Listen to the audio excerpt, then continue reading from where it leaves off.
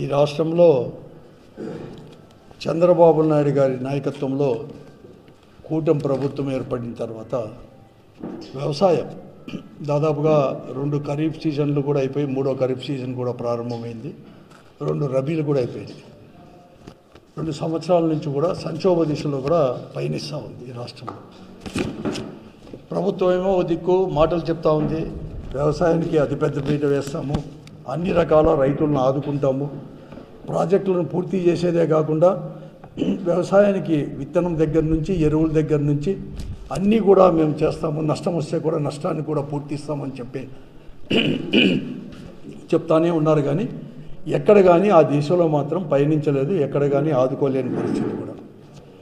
ఎందుకంటే ఈ ప్రభుత్వం ఏర్పడినప్పటి నుంచి కూడా ఈ 2 సంవత్సరాల్లో కూడా అతివృష్టి, మొదటి సంవత్సరం అతివృష్టి అనావృష్టి వలన పంటలు పెద్ద ఎత్తున కూడా దెబ్బతిన్నాయి. ఆ రోజు జగన్మోహన్ రెడ్డి గారు ఇటువంటి సంక్షోభాలు వచ్చినప్పుడు వ్యవసాయంలో ఇన్సూరెన్సో ఇన్పుట్ సబ్సిడో ఎప్పటికప్పుడే ఇచ్చేవారు కూడా. కానీ వీరు మాత్రం ఇంతవరకు ఇన్సూరెన్స్ లేదు, ఇన్పుట్ సబ్సిడీ కూడా లేదు, ఎక్కడ కానీ లేకుండా కూడా పరిస్థితులు కూడా ఉన్నాయి. ఈ రెండు ఖరీఫ్లో అలాగే 2 రబీలో కూడా పెద్ద ఎత్తున నష్టం వచ్చింది. తర్వాత కరువు మండలాలుగా ప్రకటించారు. అతివృష్టి అనావృష్టిలో దెబ్బతిన్న పంటలకంతా కూడా బీమా రూపంలో కూడా ఇస్తామని చెప్పారు. గత సంవత్సరం అప్పుడు జగన్మోహన్ రెడ్డి గారు ముఖ్యమంత్రిగా ఉన్నప్పుడు ఫ్రీగా అనేది కూడా బీమా పథకం అనేది కూడా వర్తింపజేస్తామంటే ప్రీమియం రైతుల తరపున కూడా సెంట్రల్ స్టేట్దే కాకుండా ప్రీమియం రైతుల తరపున కూడా కట్టాలని చెప్పి రైతులతో కూడా కట్టించుకోవడం జరిగింది. ఇన్సూరెన్స్ ₹1 రాలేదు, ఇంతవరకు రైతులకు చెల్లించలేదు 2 సంవత్సరాలు, అన్ని ఖరీఫ్ కావచ్చు రబీ కావచ్చు. అట్లా హార్టికల్చర్కి కానీ ఈదురుగాలి వలన దెబ్బలు తిన్న హార్టికల్చర్ కావచ్చు, లేకపోతే వ్యవసాయానికి పంటలకు వేసుకునే దానికి కూడా దాదాపుగా ₹120 కోట్ల ఈరోజు ఒక ఇన్పుట్ సబ్సిడీనే ఈరోజు ప్రభుత్వం ఇస్తామని ప్రకటించి ఈ 2 దాంట్లో మాత్రం ఇవ్వలేకుండా ₹1 కూడా చెల్లించిన వైనాన్ని ఈ జిల్లాలో మనం అందరు కూడా చూస్తూనే ఉన్నాం. అలాగే ఎక్కడ కానీ బీమా మొత్తం కూడా కంపెనీల దగ్గర నుంచి కూడా రాలేదు. ఇదిగో అదిగో అని చెప్పారు కానీ ఇంతవరకు కానీ రాకోకుండా పరిస్థితి కూడా ఈరోజు ఉన్న పరిస్థితి కూడా చూస్తూనే ఉన్నాం. ఇదంతా కూడా ఇదే జగన్మోహన్ రెడ్డి గారు ముఖ్యమంత్రిగా ఉన్నప్పుడు ఈ అనంతపురం జిల్లాలోనే 1160 కోట్లు 5 సంవత్సరాల్లో కరువు అనేది కూడా లేదు.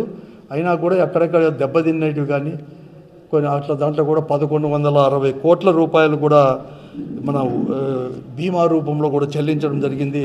436 కోట్ల రూపాయలు కూడా ఇన్పుట్ సబ్సిడీ కూడా చెల్లించడం జరిగింది. పోతే పోయిన ఖరీఫ్ అన్న పోని రబీలు అన్న పోని కనీసం ఈ ఖరీఫ్లో అయినా ఈ సంవత్సరమైనా ఆదుకుంటారేమో అంటే మొట్టమొదటి నుంచి కూడా ఎలినినో ప్రభావం ఉంటుందని చెప్పేసి శాస్త్రవేత్తలు చెప్తూనే ఉన్నారు. భారతదేశం అంతా ఉన్నా కూడా దక్షిణాది రాష్ట్రాలు ఎక్కువగా ఉంటుంది ప్రభావం అని చెప్పినా కూడా ఎక్కడ కానీ ఈ ఎలినో ప్రభావం ఎలా ఎదుర్కోవాలి వస్తే అనేది కూడా ఎక్కడ కానీ ప్రభుత్వం అనేది కూడా ఆలోచన కూడా చేయకుండా వైనాన్ని కూడా మనం చూస్తూనే ఉన్నాం. ఇప్పుడు కూడా ఈ జిల్లాలోనే తీసుకోండి సాగు, ఎందుకంటే మంచి కార్తీలు అయిపోయినాయి, ఆరుద్ర కార్తీలు అయిపోయింది, ఇంకా ముంగారి కార్తీ ఇవన్నీ కూడా వచ్చేసి అది కూడా 20వ తేదీకి కూడా ఈ నెల 20వ తేదీకే అంటే ఇంకా 13 రోజుల్లో కూడా ఆ మంచి కార్తీ కూడా ముగిసే పరిస్థితి కూడా వచ్చేసింది. దాదాపుగా ఈ జిల్లాలో 8,65,000 ఎకరాలు సాగు భూమి ఉంటే ఈ జిల్లాలో ఇంతవరకు విత్తనం పడింది 1,38,000 ఎకరాల్లో దాదాపు అని నిన్ననే ప్రభుత్వమే అధికారులే ప్రకటించడం కూడా జరిగింది. దానిలో ఈ 8,65,000 ఎకరాల్లో దాదాపు సగ భాగం అనేది కూడా వేరుశనగ వేసేవారు మన జిల్లాలో. జగన్మోహన్ గారు ఉన్నప్పుడు 1,00,000 నుంచి 1.5 లక్షల క్వింటాలు కూడా సబ్సిడీతో విత్తనం సప్లై చేసేవారు.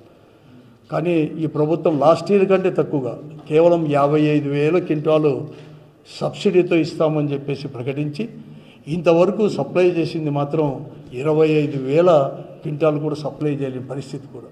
అది కూడా నాణ్యత అనేది కూడా చాలా లోపించింది, నాసి రకంగా ఉన్నాయి విత్తనాలు, ఇవి లేకోకుండా అయిపోయింది. ఎరువుల ధరలు విపరీతంగా పెరిగిపోయిన ఎరువులు కూడా దొరకలేని పరిస్థితి. ఉండిన యూరియా బస్తాను కూడా 150 రూపాయల నుంచి 200 రూపాయలు కూడా బ్లాక్లో అమ్ముకునే పరిస్థితి. లాస్ట్ ఇయర్ చూసాం ఇప్పుడు అదే పరిస్థితి ఉన్నాం. ప్రభుత్వం కొత్తగా మేమంతా కూడా యాప్లో చేయాలంటే యాప్లో ఎట్లా చేసుకోవాలని చెప్పి ఒక సామాన్యమైన రైతుకి, ముఖ్యంగా చిన్నకారు సన్నకారు రైతులకి, చదువుకోలేని రైతులకి ఎలా అప్లై చేసావో తెలియదు. మళ్ళీ వాళ్ళని అప్రోచ్ చేస్తున్నారు. ఎలా జరుగుతుందో కూడా అందరికీ కూడా తెలిసిన విషయం. పత్రికల్లో పతాక శీర్షికల్లోనే వస్తుంటాయి, కానీ ఎవరు కానీ పట్టించుకోలేని పరిస్థితి కూడా ఉంది అనమాట ఈరోజు కూడా. ఇప్పుడు దాదాపుగా కందులు కూడా 1200 క్వింటాలు మాత్రమే ఇంతవరకు సప్లై చేశారు మన జిల్లాలో. గతంలో 3000 క్వింటాల పైన వరకు కూడా సప్లై చేసేవారు. ఈ ప్రభుత్వం వచ్చినాక 1200 క్వింటాలు మాత్రమే సప్లై చేశారు. కానీ విత్తనం పడింది వేరుశనగ 6.8% మాత్రమే విత్తనం వేశారు. వేరుశనగ విత్తనం కేవలం 1,38,000 ఎకరాలు వేశారంటే దాదాపుగా 7,10,000 ఎకరాల్లో ఇంకా కూడా ఇంతకు ఉంది. ఎందుకంటే దీనికంతా ఇప్పటికే ఖర్చు పెట్టుకున్నారు. మనం అనుకోకుండా జూన్లోనే వర్షాలు రావడం, జూన్లో వర్షాలు వస్తే ఏదో ఆశాజనకంగా ఉన్నాయని చెప్పేసి సేద్యాలందరూ కూడా చేసుకొని కూడా ఉన్నారు. ఆ తర్వాత జూన్ 2వ వారం 3వ వారం నుంచి వర్షాలు ఇంతవరకు జాడ కూడా లేదు, రావు అని కూడా చెప్తా ఉన్నారు. ఈ పరిస్థితి ఉన్నాయి. ఎక్కడ కానీ ఎవరు కానీ పట్టించుకోలేని వైనం కూడా ఉంది. మరీ ముఖ్యంగా హెచ్ఎల్ఎం తుంగభద్ర డ్యామ్ కింద హెచ్ఎల్ఎంస్ అంటే రాయదుర్గము, ఉరవకొండ నియోజకవర్గాల్లో అయితే అంతా కూడా రెడీ చేసుకుని దుక్కులు కూడా చేసుకుని ఒక సిద్ధం చేసుకొని నారలు కూడా పోసుకున్నారు. కానీ ఏది కానీ పట్టించుకోలేని పరిస్థితి ఈరోజు ఇక్కడంతా కూడా ఉండిన పరిస్థితి కూడా ఉంది. ఈ పరిస్థితుల్లో కనీసం గతంలో పోయినట్టు ఈ 2 సంవత్సరాలు పోయినట్టువే లేదు. ఈ సంవత్సరంకైనా కూడా ఇటువంటి కష్టకాలంలో మాటలకు రాజకీయాలకు దానికి మాత్రమే టైం కేటాయిస్తున్నారు తప్ప ప్రభుత్వంలో ఉండే పెద్దలు కావచ్చు, ఈ జిల్లాలో ఉండే ప్రజాప్రతినిధులు అందరూ కూడా అధికార పార్టీ ప్రజాప్రతినిధులు కావచ్చు చేస్తున్నారు తప్ప ప్రజలను ఆదుకోవాలని చెప్పేసి. అతి పెద్దగా ఈ జిల్లాలో వ్యవసాయం పైన ఆధారపడిన వారు, వ్యవసాయం పైన ఆధారపడినారంటే కేవలం రైతులు అంటే సన్నకారు రైతులే మన జిల్లాలో ఎక్కువ, దాదాపుగా 80% మంది 5 ఎకరాల లోపల ఉండేవారే. వారిని గురించి ఆలోచన చేయలేదు, ప్రజల గురించి ఆలోచన చేయలేదు. ఎక్కడ కానీ ఈరోజు అనేది లేకుండా రాజకీయాలు తావిస్తున్నారు. మాటలు మాత్రం కోటలు దాటుతుండే. చంద్రబాబు నాయుడు గారి దగ్గర నుంచి ఇంతవరకు కూడా కేవలం ప్రతిపక్ష పార్టీ విమర్శించడమే ఉంది. కానీ పోయిన తూరి అధికారంలో ఇప్పుడుండే ప్రధానమైన ప్రతిపక్ష పార్టీ వైఎస్ఆర్ కాంగ్రెస్ పార్టీ అధికారంలో ఉన్నప్పుడు వ్యవసాయానికి ఏం చేసింది, అంతకంటే ఎక్కువ చేస్తామన్నప్పుడు ఏం చేయాలని చెప్పి ఆలోచన లేకోకుండా రాజకీయాలు మాత్రమే చేసుకుంటూ పోతున్నారు. ఇటువంటి క్లిష్ట పరిస్థితుల్లో కూడా ఈ ఎలినో ప్రభావం కావచ్చు, పైన డ్యాముల్లో నీళ్లు లేవు, ఎక్కడికి లేవు.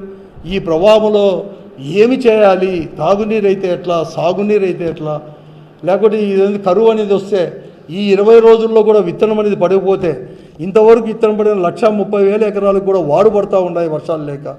దానికి ఏం చేయాలని చెప్పి కనీసం ఒక ప్రణాళికబద్ధంగా కూడా ప్రభుత్వం అనేది కూడా ముందుకు కూడా కదలడం లేదు.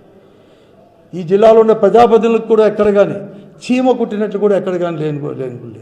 కనీసం ఆలోచన చేస్తాం, కూర్చుందాం అధికారులు అందరూ కలిసి, కంటింజెన్సీ ప్లాన్ ఏమి అనేది కూడా ఆలోచన చేయకోకుండా కూడా ఇంతవరకు కూడా ఉదిక్కు పత్రికల్లో పతాక శీర్షికల్లోనే వస్తూ ఉన్నాయి, స్టోరీస్ వస్తూ ఉన్నాయి. మేము కూడా ప్రతిపక్ష పార్టీగా వారికి ఎప్పటికప్పుడు చెప్తానే ఉన్నాం అధికారులకు అందరికీ కూడా. కానీ ఎక్కడ కానీ ఒక మీటింగ్ కానీ ఏది కానీ ఇంతవరకు కూడా చేసుకోలేని పరిస్థితి కూడా ఈరోజు కూడా ఉంది అని చెప్పి దాన్ని చేస్తున్నాం. కాబట్టి ఇప్పటికైనా కానీ ఈరోజు మళ్ళీ కూడా చెప్తారు, ఇంతవరకు ఇన్సూరెన్స్ చేయలేదు, బీమా అనేది కూడా చేయలేదు. ఎందుకంటే రైతులు ఇప్పటికే ఖర్చు పెట్టుకున్నారు దుక్కులన్నీ కూడా దీన్ని జూన్లో వచ్చిన వర్షానికి. విత్తనాలు కూడా ప్రభుత్వం అనేది సబ్సిడీ విత్తనాలు ఇవ్వకపోయినా కూడా ధరలు ఎక్కువైనా కూడా కొని తీసుకొచ్చుకున్నారు, అప్పులు చేసి కూడా కొన్ని కూడా తీసుకొచ్చి ఇంటిలో రెడీగా పెట్టుకున్నారు, విత్తనాలు పెట్టుకున్నారు, ఎరువులు కూడా కొనుక్కొని కూడా ఇంత ధరలు ఎక్కువ విపరీతమైన ధరలు ఉన్న గత 2 సంవత్సరాలు వీళ్ళు తీసిన బ్లాక్ మార్కెట్లో ఉంటే ఏమన్నా కానీ తీసుకుందామని చెప్పి 50 ఇంకా తక్కువ ఉంది, ఇంకా పెరుగుతుందేమని చెప్పి ముందు జాగ్రత్తకు కూడా ఇంటిలో పెట్టుకున్నారు. వర్షం జాడ లేకోకుండా పోయింది, ఎల్లినో ప్రభావం అని చెప్పి అంటున్నారు, వర్షాలు రావేమో అని కూడా చెప్తున్నారు. కానీ ఏం లేదు, ఎలా ఆదుకోవాలని కూడా తెలియదు.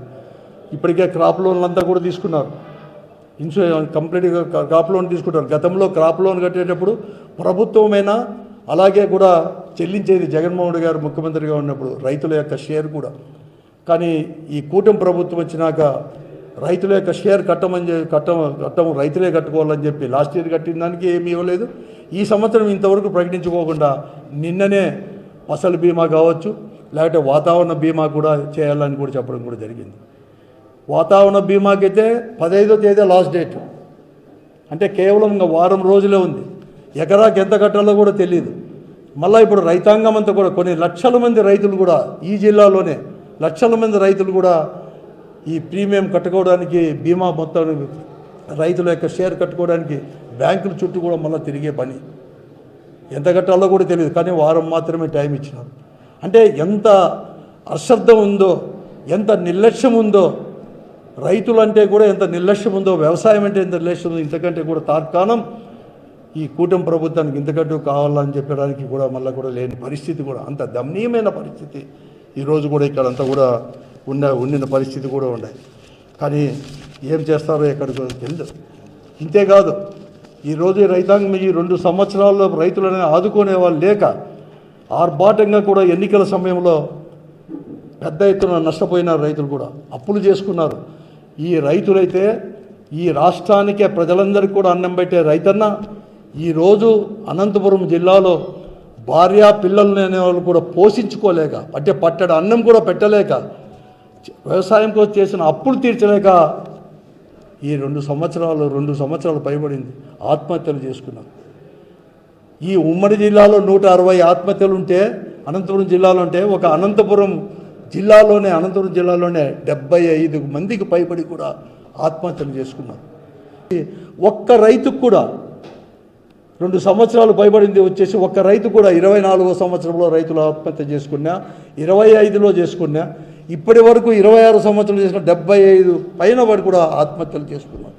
ఒక్క రైతుకు కూడా ఒక్క రూపాయి కూడా చెల్లించడం అయినా ఎంత దారుణమైన విషయం అంటే, ఈ జిల్లాలో కనీసం డివిజన్ స్థాయిలో ఒక ఆర్డీఓ కానీ, డిఎస్పీ కానీ, అగ్రికల్చర్ డెమాన్స్ట్రేటర్ అంతా కలిసి ఒక మీటింగ్ జరిగేసి ఈ లిస్ట్ అంతా పంపాలి. కానీ అటువంటి మీటింగ్ కూడా ఎక్కడ కానీ ఈ 2.5 సంవత్సరాల్లో ఎక్కడ కానీ నిర్వహించిన పాపాన్ని కూడా పోలేదు ఈ ప్రభుత్వం కూడా. అధికారికంగా ఏమో కలెక్టరే ప్రకటిస్తున్నారు 75 మంది పైన ఉన్నారు ఈ జిల్లాలో అని చెప్పేసి. అవతల జిల్లాలో కూడా సత్సాయి జిల్లాలో కూడా ప్రకటిస్తున్నారు. కానీ ప్రభుత్వం నుంచి ఒక్క రూపాయి కూడా రాకుండా పైన కూడా ఎంత కూడా ఆలోచన చేయాల్సిన అవసరం కూడా ఈరోజు కూడా ఉంది అని కూడా నేను చెప్పేది. ఇంతకంటే దారుణం అనేది కూడా లేదు. వాళ్ళ పిల్లలకి అందరూ కూడా ఎలా చదివించుకోవాలి, వాళ్ళ పిల్లలు ఇదే చూడాలి, గతి ఏమి ఎక్కడికైనా పట్టించుకోలేదు. ప్రభుత్వం మాత్రం చనిపోయినప్పుడు పత్రికలు వస్తానని మేము ఉన్నామని చెప్పేసి ఆ జిల్లాలో ఆ స్థానిక శాసనసభ్యులో, లేకపోతే పార్లమెంటు సభ్యులో, లేకపోతే మంత్రుల్లో ప్రకటిస్తున్నారు. కానీ ఎక్కడ కానీ లేకుండా మన జిల్లాలోనే ఫైనాన్స్ మినిస్టర్ ఉన్నారు, మన జిల్లాలోనే 3 మంత్రులు ఉన్నారు. ఉమ్మడి జిల్లాలో ముఖ్యమంత్రి వచ్చేసి ఏదైనా కానీ వ్యవసాయం అంటే రాయలసీమకు బాగా చేయాలంటారు.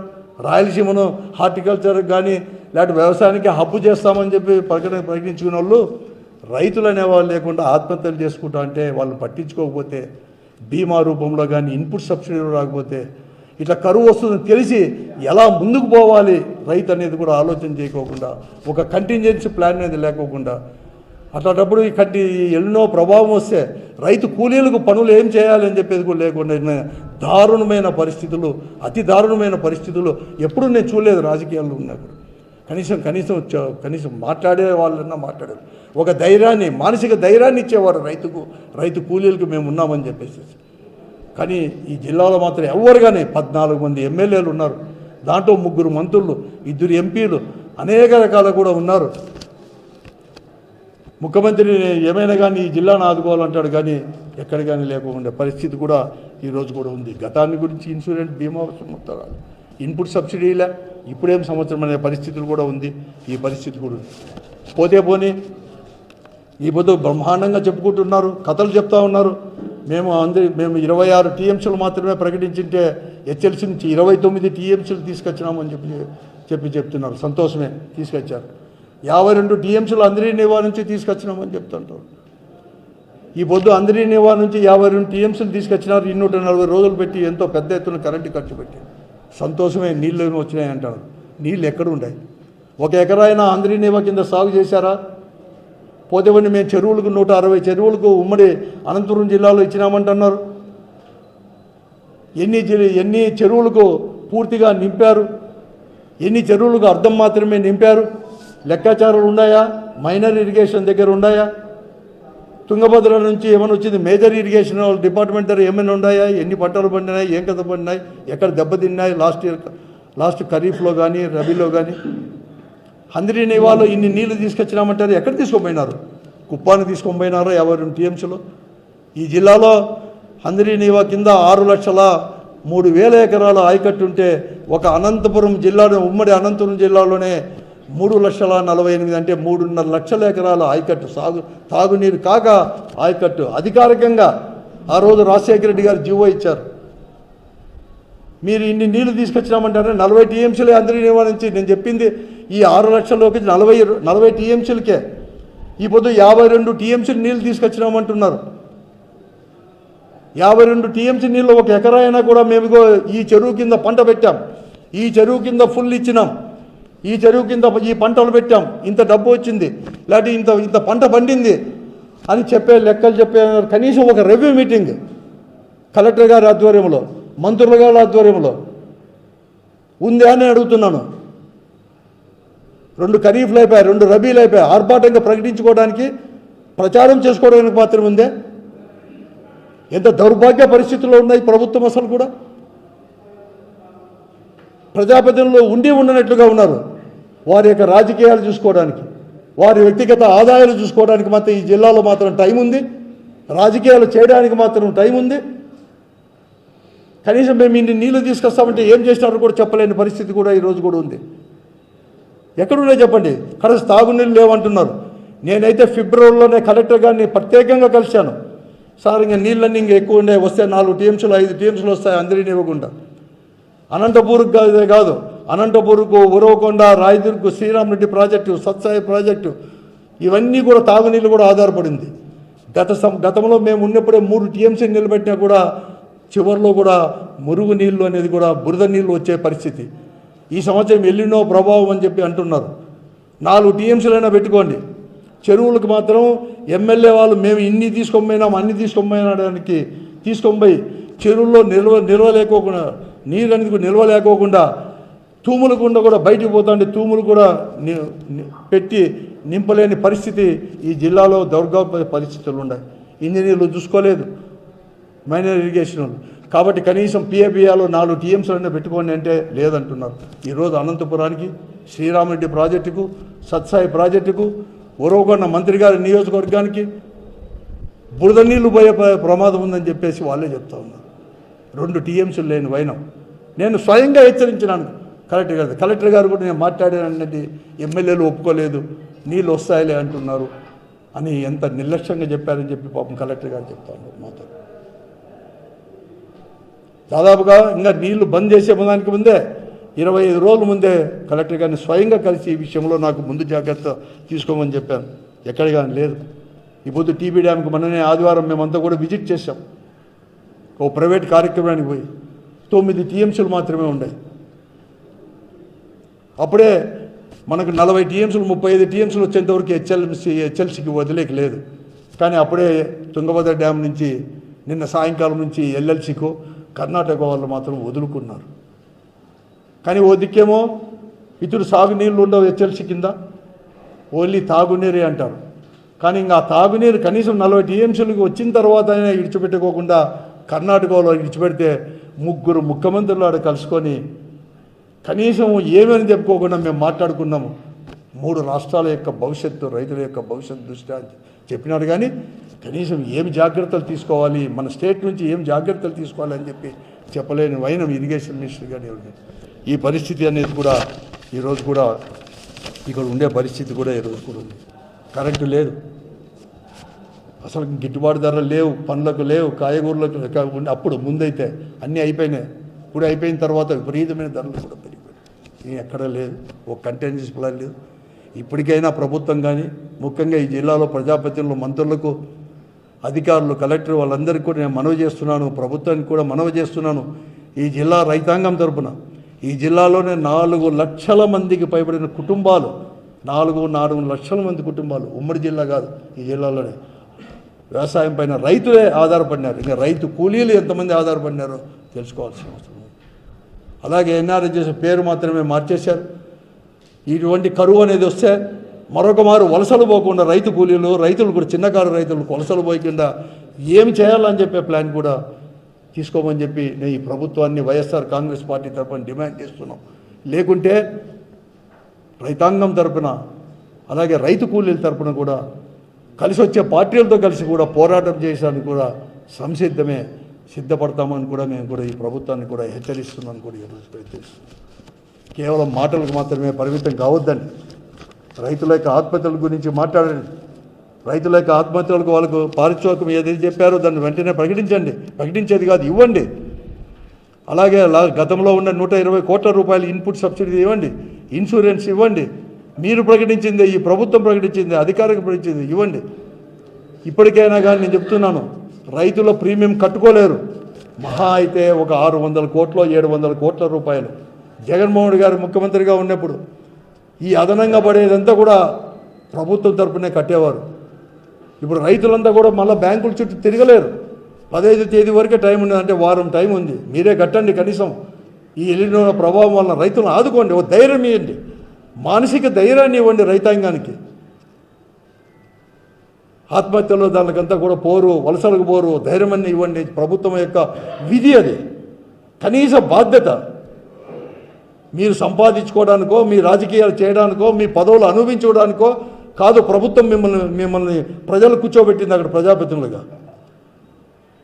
ఈ జిల్లా ప్రజలను లేకపోతే ఈ జిల్లా రైతాంగం గురించో రైతు కూలీల గురించో ఇవన్నీ ఆలోచన చేయమని చెప్పడానికి ఈరోజు కూడా కథలుగా చెప్పడానికి అని చెప్పి కూడా ఈ ప్రభుత్వం